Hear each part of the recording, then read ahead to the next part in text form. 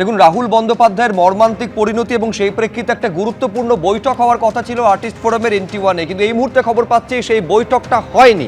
কেন এই বৈঠকটা হলো না জানবো, সরাসরি কথা বলবো। কৃষ্ণেন্দু অধিকারী আমাদের প্রতিনিধি রয়েছেন। কৃষ্ণেন্দু,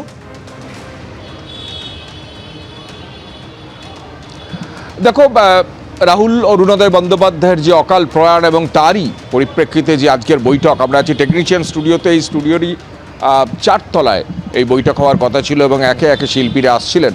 কিন্তু কিছুক্ষণ আগে যারা এসছিলেন সেই শিল্পীদের একটা বড় অংশ তারা ফিরে যান। শাশ্বত চট্টোপাধ্যায়, গৌরব চট্টোপাধ্যায়, এমনকি বাসব দত্তা চট্টোপাধ্যায়, সুদীপ মুখোপাধ্যায়, যারা শিল্পীরা এসছিলেন তারা ফিরে যান।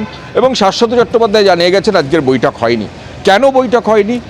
যে ঘটনার পরিপ্রেক্ষিতে এই বৈঠক, একটা মর্মান্তিক ঘটনা, রাহুল অরুণোদয় বন্দ্যোপাধ্যায়ের অকাল প্রয়াণ, কিভাবে তার মৃত্যু হলো 48 ঘন্টা পরেও এখনও স্পষ্ট নয়, বরঞ্চ ধোঁয়াশা বাড়ছে পরস্পর বিরোধী মন্তব্যে।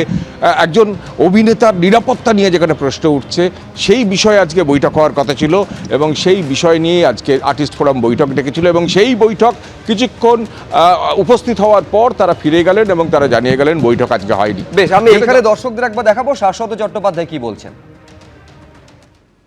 রাহুলের মৃত্যু, না, এটা নিয়ে পরে কথা হবে। আমরা তো কিছু জানি না এখন অবধি, আমরা তো ছিলাম না। আজকের মিটিংয়ে কি হলো? মিটিং হয়নি।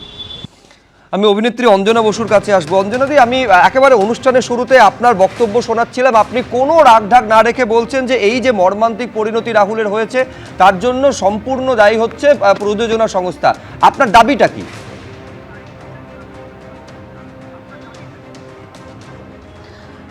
না, আমি শুধু রাগঢাক না রেখে বললাম এমনটা নয়। শুরু থেকে আমরা সবাই, মানে শিল্পী মহল, আমরা প্রত্যেকে বলছি যে প্রযোজনা সংস্থার মানে ওই প্রযোজনা সংস্থার কাজ করতে গিয়েই তো ঘটনাটা ঘটেছে। কাজে এটা আমি একা বলছি না, আমরা সবাই বলছি এবং আমার এই কথা আমার একার নয়, পুরো শিল্পী মহলের হয়ে আমি বলেছি। দাবি, এরপরে আর দাবি কি থাকতে পারে শুভ্রজিৎ? একটা মানুষ, একটা ওইটুকুনি বয়সের একটা ছেলে, সেভাবে সে চলে গেল, মানে ইচ্ছাকৃত নয়, নিঃসন্দেহে এটা অ্যাক্সিডেন্ট। বলছি না আমরা কেউ যে জোর করে এটা একটা কোনো কনস্পিরেসি করে কেউ এটা করেছে, না, সেটা কেউ বলেনি, কেউ বলছি না, কিন্তু ঘটনাটা তো ঘটে গেল এবং এটার কেউ দায় নেব না, এটাও তো হতে পারে না, তাই না? এটা তো কখনো হতে পারে না। আমাদের ইন্ডাস্ট্রি একটা পরিবারের মতন, সে পরিবারে বড়রা ছোটদের দায় নেবে না, দায়িত্ব নেবে না, এটা কখনো হতে পারে না। দায় কাউকে নিতে হবে, এটাই আমাদের একমাত্র দাবি। যে যেই দোষী হন, দোষী মানে বলছি যার গাফিলতিতে হয়ে থাকুক, সেটা তো বলতে হবে এবং তার জন্য আমাদের পাশে এসে দাঁড়াতে হবে। কারণ ওই যে আমি শুরুতেও থেকেই বলছি যে আমরা একজন আরেকজনের হাত ধরে থাকি, এভাবেই আমাদের ইন্ডাস্ট্রিটা তৈরি হয়েছে। কাজে এখন তো হাত ছেড়ে দিলে হবে না, আর এইরকম পরিস্থিতিতে একেবারেই তো ছাড়ার কথা নয়। এবিপি আনন্দ, এগিয়ে থাকে, এগিয়ে রাখে।